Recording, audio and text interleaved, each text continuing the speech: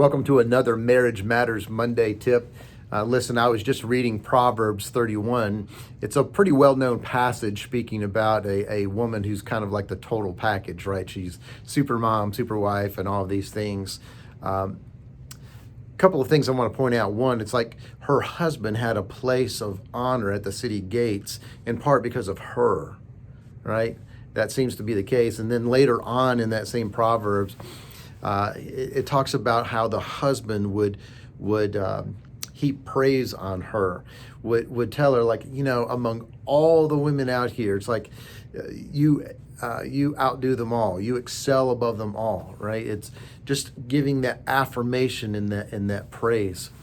And so I want to just challenge you today to really find ways to affirm your spouse, to live in such a way that you would allow your spouse to be honored by others because of your actions and because of how you are living your life and excelling in what you do, because that reflects well upon your spouse. But also, your spouse needs to hear from you words of affirmation. It's not words of affirmation. It's not just for a child, right? We talk about how important it is for a child to have that positive reinforcement and that encouragement and those positive things that are said to them to help build them up and lift them up. Well, guess what? Adults are just big kids. I was reminded of that yesterday as my wife and I were playing in the snow and building snowmen and all that kind of stuff.